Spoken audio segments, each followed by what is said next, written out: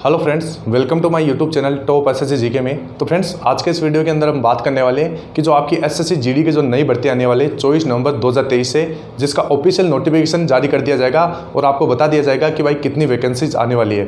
तो इस वैकेंसी के अंदर बहुत सारे कैंडिडेट ऐसे भी है जो पूछ रहे हैं कि सर कौन से टॉपिक से कितने नंबर का क्वेश्चन आएगा, इसके साथ साथ चैप्टर वाइज हमारे को टॉपिक बता दीजिए और टॉपिक के साथ साथ हमारे को ये भी बता दीजिए कि इस टॉपिक से इतने नंबर का क्वेश्चन पूछा जाता है। इसके साथ साथ आप हमारे को पूरा सिलेबस भी बता दीजिए, जैसे मैथ, रीजनिंग, जीके, जीएस और आपका हिंदी और इंग्लिश, इसमें कौन से चैप्टर से कितना क्वेश्चन पूछा जाता है, क्या सिलेबस है, पूरा आप हमारे को बता दीजिए।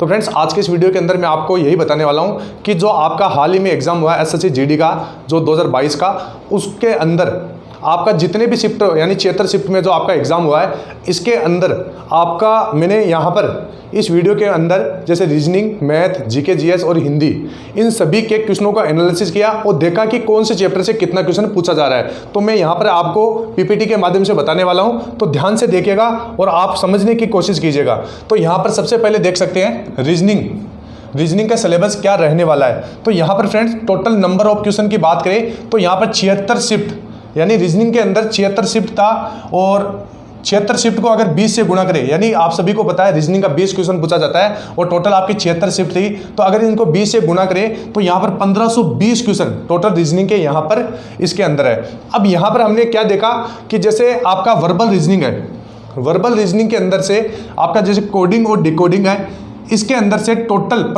यहाँ पर 76 शिफ्ट थी। इसके अंदर यहाँ पर टोटल 152 क्वेश्चन पूछे गए थे और number of question each shift, यानी प्रत्येक शिफ्ट के अंदर यहाँ पर 2 क्वेश्चन इस टॉपिक से पूछा गया था, इस चैप्टर से पूछा गया था। तो ये चीज़ आपके दिमाग में होना चाहिए, जब भी आप सिलेबस को पढ़ते हो तब यहाँ पर आपके दिमाग में होना चाहिए कि भाई कौन से चैप्टर से कितने नंबर का क्वेश्चन पूछा जा रहा है। तो यहाँ पर आप देख सकते हैं। इसके साथ साथ जैसे क्लासिफिकेशन है, वर्गीकरण, इससे यहाँ पर टोटल 76 शिफ्ट के अंदर 38 सवाल पूछे गए थे और प्रत्येक शिफ्ट के अंदर यहाँ पर एक या लगभग एक सवाल पूछा जा रहा था। इसके साथ साथ अगर यहाँ पर नीचे बात करें, अक्षर श्रृंखला, संख्या श्रृंखला, गणितीय सक्रिया और न्याय साम्य, बैठक व्यवस्था, पासा, तो यहाँ पर सभी का यहाँ पर टोटल क्वेश्चन दिया हुआ है, कितना क्वेश्चन पूछा गया है। और सबसे ज्यादा क्वेश्चन आपका यहाँ पर एनालॉजी से पूछा गया है, 3 क्वेश्चन। ध्यान से देखिएगा, रीजनिंग के अंदर वर्बल रीजनिंग से प्रत्येक शिफ्ट में 3 क्वेश्चन पूछा गया है। तो यहाँ पर वेरी मोस्ट इंपॉर्टेंट, इसको लगा लीजिए, इस टॉपिक को आपको अच्छे से कवर करना है। और इसके साथ साथ जैसे अक्षर श्रृंखला है, इसमें भी 2 से 3 क्वेश्चन पूछे गए हैं। संख्या श्रृंखला है, इससे भी 2 क्वेश्चन पूछे गए हैं। गणितीय सक्रिया है, इससे भी यहाँ पर 2 क्वेश्चन पूछे गए हैं। बैठक व्यवस्था है, इससे भी प्रत्येक शिफ्ट के अंदर 2 क्वेश्चन पूछे गए हैं। तो ये आप देख सकते हैं। इसके बाद में अगर आगे बात करें तो यहाँ पर नॉन वर्बल रीजनिंग के अंदर से जैसे आपका संख्या सीरीज है या संख्या श्रेणी, इसके अंदर से टोटल प्रत्येक शिफ्ट के अंदर 1 क्वेश्चन पूछा गया है और टोटल क्वेश्चन यहाँ पर 76 पूछे गए थे। कितने? 76 शिफ्ट के अंदर, यानी प्रत्येक शिफ्ट में 1 क्वेश्चन यहाँ पर पूछा गया है। दर्पण और जल प्रतिबिंब की बात करें तो प्रत्येक शिफ्ट में आपका 1 क्वेश्चन पूछा गया है। इसके साथ और नीचे भी आप देख सकते हैं, एबेंडेड आकृति को पूरा करना, कागज को काटना और मोड़ना, इनमें से 0 से 1 क्वेश्चन यहाँ पर पूछा जा रहा है। यानी कई शिफ्ट में पूछ भी लेते हैं, कोई शिफ्ट में नहीं भी पूछते हैं, इस प्रकार यहाँ पर बता दिया गया है। तो ये हो गया आपका रीजनिंग। इसके साथ साथ आप चैप्टर भी ध्यान से देख लीजिएगा कि कौन कौन से आपके रीजनिंग के अंदर चैप्टर है, इनका आप स्क्रीनशॉट ले लीजिए। आगे बात करते हैं, यहां पर आपका जीके और जीएस के अंदर से आप देख सकते हैं, जैसे जियोग्राफी के अंदर से 3 से 5 क्वेश्चन, 5 नंबर का क्वेश्चन पूछा जाता है। यहां पर आप सबसे पहले देख सकते हैं इंपॉर्टेंट टॉपिक्स, यानी जैसे जियोग्राफी है, इसके अंदर से कौन कौन से टॉपिक से क्वेश्चन बनते हैं वो आप यहां पर देख सकते हैं। जैसे जियोग्राफी के अंदर मौसम, जलवायु, कृषि, इसके हिसाब से यानी बहुत सारे टॉपिक है जो आप यहां पर देख सकते हैं। अगर एक मैं यहां पर टॉपिक बताऊंगा तो वीडियो काफी लंबा हो जाएगा। इसके बाद में यहां पर देख सकते हैं हिस्ट्री के अंदर से 2 से 3 नंबर के क्वेश्चन पूछे जाते हैं और कौन कौन से टॉपिक आप इनका स्क्रीनशॉट ले लीजिए, जैसे सिंधु सभ्यता, गौतम बुद्ध, महावीर स्वामी, महाजनपद, मौर्य काल, गुप्त काल, इस प्रकार से ये टॉपिक यहाँ पर आपके हिस्ट्री से पूछे जाते हैं। इसके साथ साथ इकोनॉमिक्स की बात करें तो 3 से 4 नंबर के यहाँ पर क्वेश्चन पूछे जाते हैं, जिसके अंदर आप देख सकते हैं कौन कौन से टॉपिक है, इनका आप स्क्रीनशॉट ले लीजिए। आगे अगर हम बात करें तो यहाँ पर जीएस के अंदर जैसे पॉलिटी की बात करें तो पॉलिटी से 3 से 4 नंबर के क्वेश्चन पूछे जाते हैं। स्टैटिक की बात करें तो यहाँ पर स्टैटिक में से भी 3 से 4 क्वेश्चन पूछे जाते हैं। करंट अफेयर की बात करें तो 2 से 3 क्वेश्चन इसके अंदर पूछे जाते हैं। इनका आप स्क्रीनशॉट ले लीजिए। जैसे पॉलिटी के अंदर संविधान की प्रस्तावना हो गया, मूल अधिकार हो गया, नीति निर्देशक तत्व हो गया, संविधान के स्रोत हो गया, इनमें से क्वेश्चन पूछा जा सकता है। हालांकि आपको देखने में पता लग रहा यानी थोड़ा बड़ा लग रहा होगा, लेकिन 3 से 4 क्वेश्चन के लिए आपको पूरा पढ़ना पड़ेगा।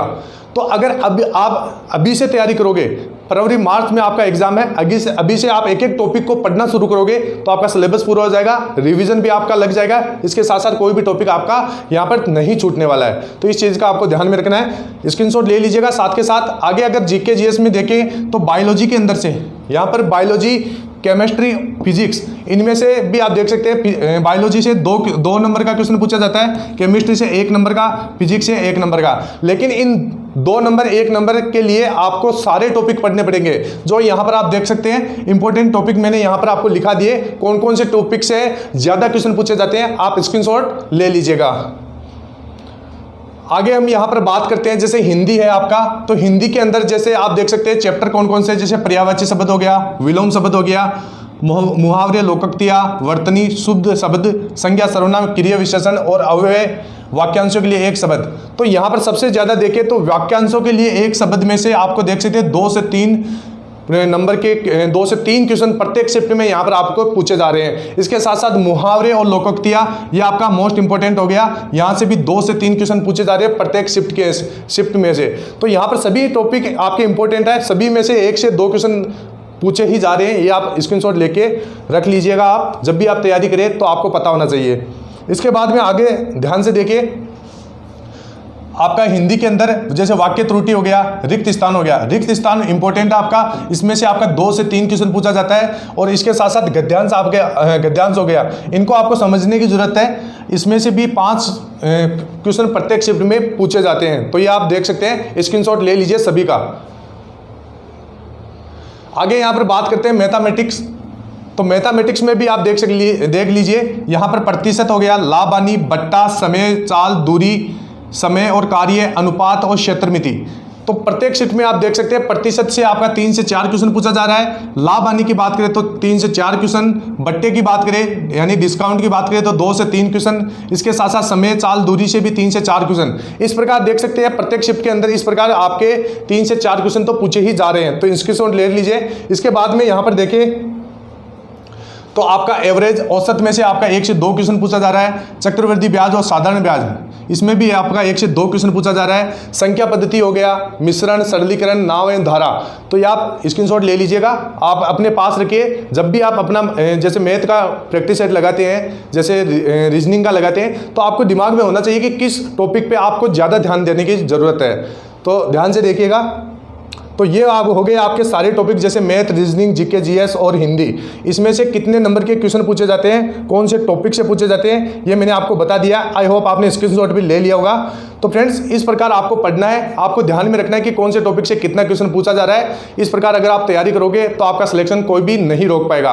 और फ्रेंड्स, बहुत सारे कैंडिडेट फालतू के नोटिस के बारे में पूछते रहते हैं कि सर ये नोटिस है, क्या टीसीएस करवाएगी या नहीं करवाएगी। तो फ्रेंड्स, मैं आपको बता देता हूँ, चाहे कोई भी संस्था कराए, अगर आपकी तैयारी अच्छी होगी तो आपका सिलेक्शन कोई भी नहीं रोक पाएगा। इस चीज़ का आपको ध्यान में रखना है। फरवरी मार्च में आपका एग्जाम है। अभी से तैयारी करोगे, अभी से प्रैक्टिस सेट लगाओगे, मॉक टेस्ट लगाओगे, एनालिसिस करोगे, तो आपकी तैयारी बेहतर हो जाएगी। आप क्या करते हो, गलती क्या करते हो, जैसे फरवरी मार्च में एग्जाम है, आप जैसे एग्जाम के 1 से 2 महीने में आप तैयारी करना शुरू करते हैं, सिलेबस कवर नहीं हो पाता है, प्रैक्टिस सेट नहीं लग पाता है। इससे क्या होता है, आपकी तैयारी भी इतनी ज़्यादा नहीं हो पाती है। तो आपका सिलेक्शन नहीं होने का सबसे बड़ा कारण यही होता है।